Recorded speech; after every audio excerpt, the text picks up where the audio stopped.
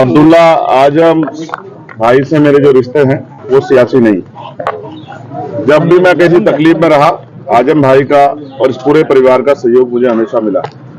और आज मैं उसी रिश्ते को और मजबूत करने और अपने छोटे भाई से मिलने यहाँ आया था, जानने की उनकी क्या हाल है।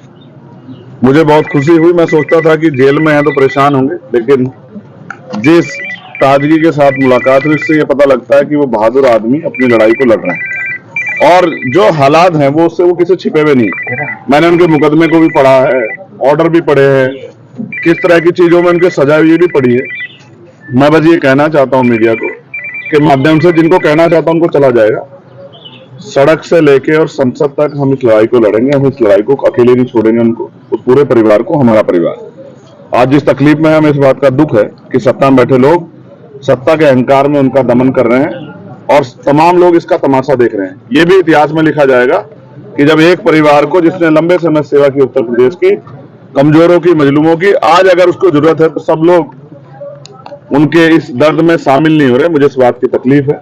और जिस तरह के फर्जी मुकदमे लगा के और तमाम चीज, जब वादी कह रहा है कि मेरा कोई नुकसान नहीं हुआ है, सरकार कह रही है कि हमने कुछ खरीदा नहीं है, लेकिन फिर भी सजा सजा सजा, रोज नए मुकदमे, ये सब ये साबित करती हैं कि ये सरकार की देखरेख में हो रहा है। जब मौका मिलेगा, आगे ताकत बढ़ेगी, इन सारे फर्जी मुकदमों की जांच कराई जाएगी और फर्जी मुकदमे करने वाले उन अधिकारी कर्मचारियों का विशेष ख्याल रखा जाएगा जिन्होंने ये सब चीजें, इस अपराध को, ये गैर कानूनी है तो इलीगल है तो ये अपराध है, इस अपराध को खारिज करने में सरकार की मदद की। संयोग है कि आज आपकी अब्दुल्ला से मुलाकात हुई और आज अखिलेश यादव भी रामपुर में जो है इनके परिवार से मिल रहे हैं। क्या ये इसका क्या मतलब समझे? इसमें मैं क्या कह सकता हूँ? आप देखिए, ये उनका अधिकार है। अखिलेश जी बड़े अच्छे नेता हैं और आज उनको परिवार की याद मिलने गए हैं तो ये अच्छी बात है, जाना चाहिए। लेकिन मुझे मेरे छोटे भाई से मिलना था। मैं पूर्व विधायक जी से नहीं मिला, मैं अपने छोटे भाई से मिलने आया था और मैं वचन दे कहता हूँ कि मैं परिवार के साथ हूँ। और मैं ये भी स्पष्ट कर देता हूँ आपको कि वो जुल्म के आगे टूटने वाला नहीं है, परिवार टूटेगा नहीं। मैंने उनकी वालिदा को देखा, पूर्व एमपी साहब को, क्या हालात थे उनके मैं जानता हूँ। लोग बताते थे कि उठ नहीं पाती थी, 2 लोग पकड़ के ले जाते थे बाथरूम, तब भी उन्होंने इतना जुल्म सहा, सिर्फ इसलिए कि आजम भाई की पत्नी है। अभी आपने कहा कि कुछ लोग साथ नहीं दे रहे हैं, किसकी तरफ इशारा था? नहीं, मेरा एडमिनिस्ट्रेशन और जो सिस्टम है उससे मैं वो कर रहा हूँ। आप अखिलेश जी की तरफ मत जाइए। मैं सिर्फ ये सिस्टम से सवाल खड़ा कर रहा हूँ कि जो सिस्टम है, न्यायपालिका पर हम भरोसा करते हैं, लेकिन अगर जज साहब कहें कि हम मजबूर हैं, हमारे ऊपर दबाव है, तो फिर न्याय कैसे मिलेगा? मुझे एक खतरा और है, ये मेरा पर्सनल है, मेरे बहादुर छोटे भाई ने मुझसे नहीं कहा।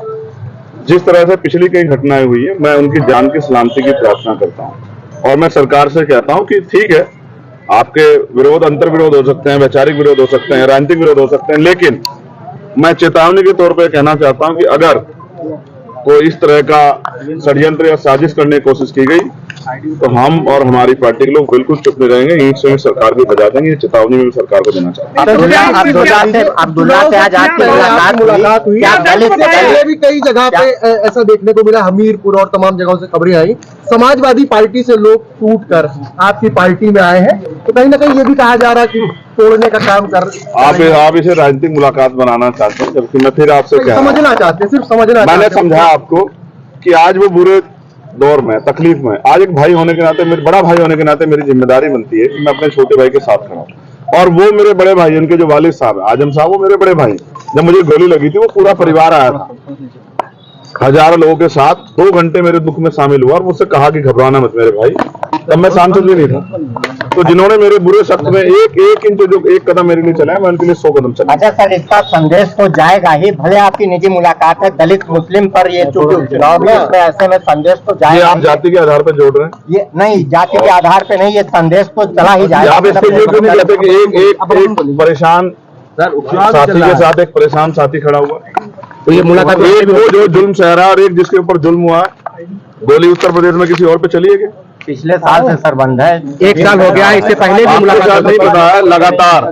लगातार परिवार के जरिए मेरी बातचीत होती है, उनके साथी जो यहाँ थे उनके जरिए मैं जानकर लेता हूँ। मैं इसको पॉलिटिकल नहीं बनाना चाहता था इसीलिए, लेकिन अब मेरे पास ऐसे इनपुट थे कि आज अब ज्यादा मेरे भाई को मेरी जरूरत है, तो ऐसे समय पर मेरा चुनाव में घूमना या वो सब चीजें बाद में मैंने उनको लिया और मेरा मन था कि पहले मैं जाके मिलकर उनके हालात को जानूं। अच्छा, बात क्या हुई? क्या कुछ दर्द तकलीफ कुछ बताई हो? कुछ वो भी तो शेयर कीजिए। आप जेल के अंदर का हम लोगों को नहीं पता चलता ना, थोड़ा सा बताइए। आपको क्या लगता है एक बहादुर आदमी क्या कभी अपनी तकलीफों को बयां करता है?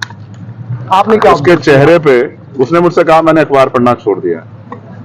उसने मुझसे कहा कि मैंने परिवार के लोगों को कहा कि मैंने यहाँ मुलाकात करने मत आना, क्योंकि मैं जिस लड़ाई में हूँ अन्याय के खिलाफ, उसमें कोई भी कीमत चुकानी पड़े मैं पीछे नहीं हट सकता। और उन्होंने कहा अगर नए मुकदमे जिस तरह से लग रहे हैं, सरकार उन पर दया कर रही है नए मुकदमे लगा के, तो कह रहे चाहे कितने मुकदमे लग जाएं, मैं हर लड़ाई लड़ने के लिए तैयार हूं, लेकिन अपने लोगों के लिए मैं जो लड़ाई हमारी चली आ रही लंबे समय से वो जारी रहेगी, उससे पीछे नहीं हटेंगे। पारिवारिक संबंध है आजम खान परिवार से, पूरा पारिवारिक संबंध क्या माना जाए? भविष्य में आपके साथ आ सकते हैं आप लोग? वो मेरे साथ हैं। हाँ वो भाई, वो मैं फिर कह रहा हूँ कि आपके पिता आपकी माता आपके साथ नहीं है, वो मेरे बड़े भाई हैं, वो मेरे साथ हैं, और ये मेरे छोटे भाई हैं, ये भी मेरे साथ हैं। राजनीतिक तौर पर भी साथ आ सकते सियासी मायने हैं। निकाले जा रहे हैं। ये माना जा रहा है कि 2027 की तैयारी है। ये आप मीडिया के बंधुओं का काम ही सूत्र ढूंढना है, तो आप लोग निकालो अपनी तरफ से, लेकिन मैं अपनी बात स्पष्ट कर चुका। और राजनीतिक लाभ की वो होती, या तो फिर मैं सीधे आजम भाई से मिलने जाता, लेकिन जहां जरूरत थी वहां गया। और बहुत जल्द जो है, मैं आपको फिर कहता हूं कि ये बादल भी जो हैं, काले बादल भी हटेंगे, ये जो घनघोर बादल मुसीबत होगी ये भी हटेंगे, और एक दिन सवेरा भी आएगा, और फिर से उतनी ताकत मिलेगी जिस ताकत के लिए हम लोग प्रयास करते हैं।